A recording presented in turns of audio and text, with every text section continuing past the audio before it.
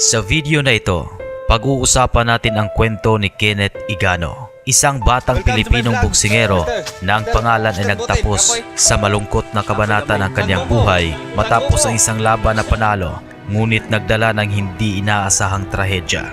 Si Kenneth Igano ay ipinanganak noong April 2, 2001 sa General Santos City. Bata pa lamang ay pumasok na siya sa mundo ng boxing at may mahabang laban sa amateur kung saan nakapag-ipon siya ng higit pang karanasan bago maging professional na boksingero. Noong 2019, opisyal siyang pumasok sa professional na boxing scene at unti-unting nagpapakita ng potensyal sa bantamweight division. Sa kanyang career, nagtala siya ng 7 panalo at 1 talo, kasama ang 3 panalo sa pamamagitan ng knockout. Noong May 6, 2023, sumabak si Kenneth Igano sa isang matinding 8-round na bakbakan laban kay Jason Facularin sa Imus Sports Gymnasium sa Imus, Cavite, bilang bahagi ng boxing program na Blow by Blow na isinusulong ni boxing legend Manny Pacquiao.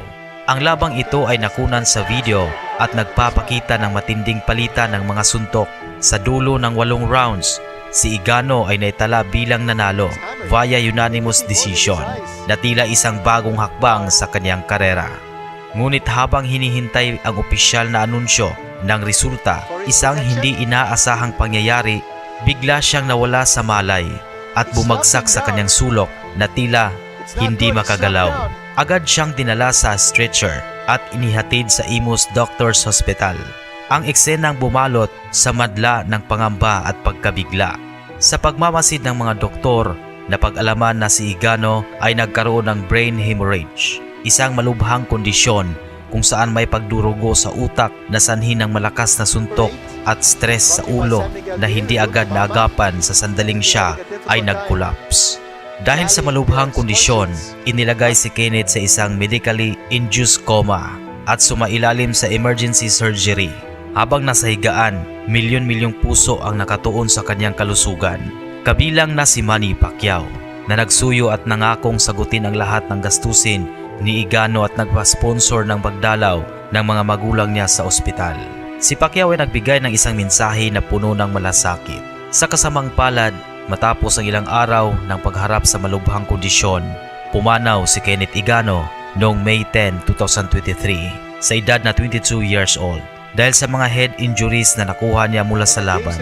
Ang trahedyang ito ay nagdulot ng pagdadalamhati sa Philippine sports community, pamilya ni Igano at lahat ng may pagmamahal sa boxing. Ang regulator ng sports sa bansa, ang Games and Amusement Board o GAB, ay naglabas ng pahayag ng pakikiramay at sinabing ang laban na itama ang pagkakatugma at walang kapabayaan mula sa organizers o medical staff. Hindi lamang ang pamilya at mga fans ang nagbigay pugay kay Kenneth, pati ang kanyang kalaban sa araw ng laban, si Jason Facularin, ay nagpost sa social media ng kanyang pagkabigla at pasasalamat sa oras na yon kasama si Igano. Ang pangyayaring ito ay muling pagpapaalala sa mga manunood at sa buong boxing community kung gaano delikado ang sport at bakit ang mga atleta ay dapat lalo pang protektahan at suportahan. Hindi lamang sa kanilang mga panalo, kundi lalo na sa kanilang kaligtasan. Ang kwento ni Kenneth Igano ay hindi lamang isang balita ng kamatayan. Ito ay kwento ng isang batang naghangad ng tagumpay, nagpursige laban sa mga hamon at nagbigay inspirasyon kahit sa huling sandali ng kanyang buhay. Sa kabila ng trahedya, may mga aral. Ang boxing at iba pang combat sports ay may inherent risk. Dapat prioridad ang kaligtasan ng atleta. Ang suporta sa mga atleta sa oras ng krisis ay mahalaga. Nagpapakita ito ng pagkakaisa ng sports community. At higit sa lahat, ang buhay ay mas mahalaga kaysa sa kahit anong titulo o tagumpay.